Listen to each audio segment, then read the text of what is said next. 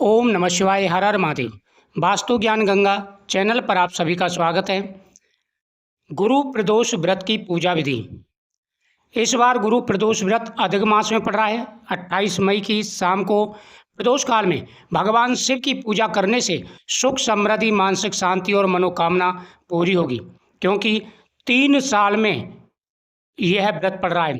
प्रदोष व्रत तो हर महीने आता है, लेकिन अधिक मास का प्रदोष व्रत 3 साल में एक बार आता है। हिंदू धर्म में कुछ तिथियां ऐसी मानी जाती हैं जिसका इंतजार भक्त पूरे साल करते हैं। प्रदोष व्रत भी उन्हीं खास व्रतों में से एक है। इस बार गुरु प्रदोष व्रत अधिक मास में पड़ रहा है, इसलिए इसका महत्व और भी बढ़ गया है।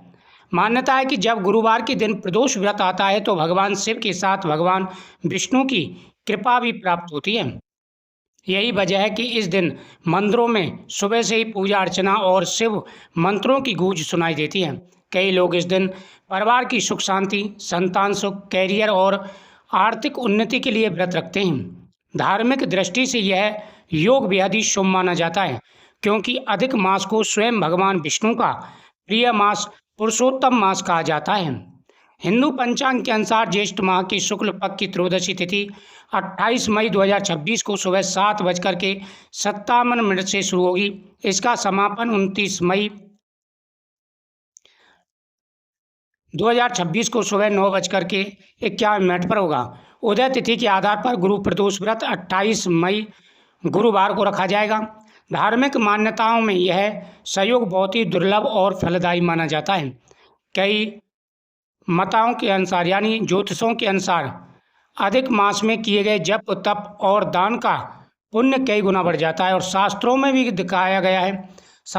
लिखा गया है कि अधिक मास का महत्व और महीनों से बहुत ही ज़्यादा है। अगर इस महीने में जो भी व्रत आते हैं, जितने भी व्रत आते हैं, उन व्रतों की किया जाए, उनकी पूजा की जाए, व्रतों को रखा जाए, उनके नियमों का पालन किया जाए तो घर में सुख और शांति आती है, हर मनोकामना पूरी होती है। ऐसे में गुरु प्रदोष व्रत का महत्व इस बार सामान्य की तुलना में बहुत ज़्यादा है। प्रदोष व्रत में भगवान शिव की पूजा प्रदोष काल में करना सबसे शुभ माना जाता है। यह समय सूर्यास्त के बाद का होता है। 28 मई को प्रदोष काल शाम 7:12 से रात को 9:15 तक रहेगा।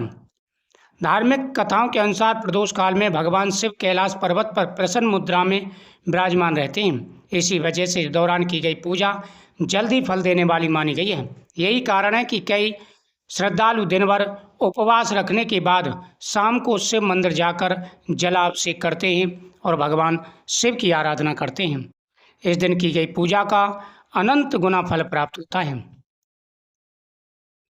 अधिक मास को हिंदू धर्म में बहुत ही पवित्र माना जाता है। इसे पुरुषोत्तम मास भी कहते हैं और यह भगवान शिव को समर्पित है। जब इसी महीने में गुरु प्रदोष व्रत पड़ता है तो शिव और विष्णु दोनों की उपासना का विशेष महत्व होता है। धार्मिक मान्यताओं के अनुसार इस दिन व्रत रखने से ग्रह दोषों से राहत मिलती है, मानसिक तनाव कम होता है और विवाह में आ रही अड़चनें दूर हो जाती हैं।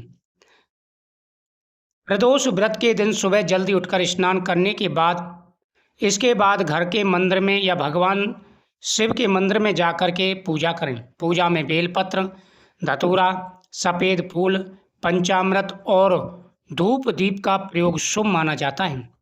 शाम के समय प्रदोष काल में भगवान शिव और माता पार्वती की विधिवत पूजा की जाती है।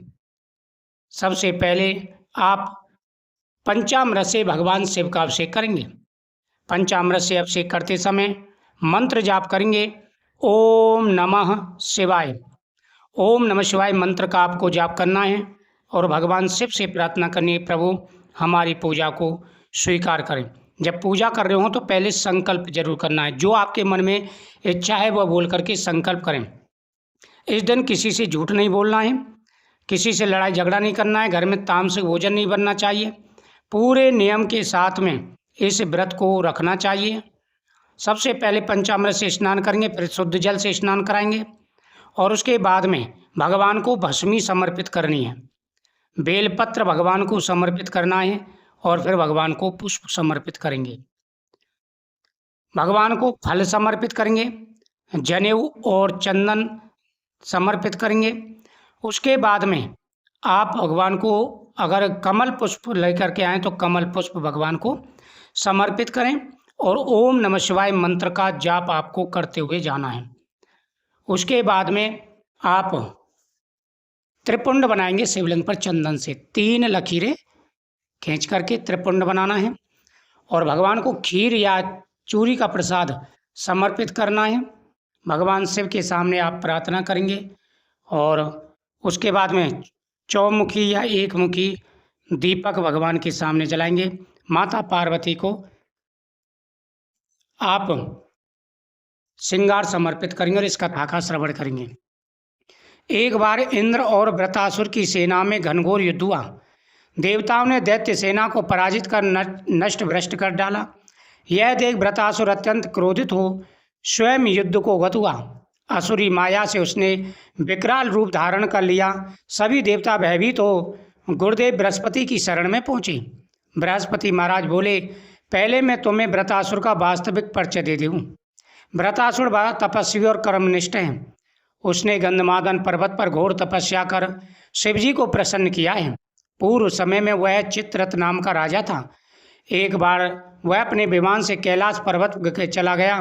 वहाँ शिवजी के वाम अंग में माता पार्वती को विराजमान देख वह उपहास पूर्वक बोला, प्रभु, मोह माया में फंसे होने के कारण हम स्त्रियों के वशीभूत रहते हैं, किंतु देवलोक में ऐसा दृष्टि गोचर नहीं हुआ कि स्त्री आलिंग वृद्ध हो सभा में बैठे।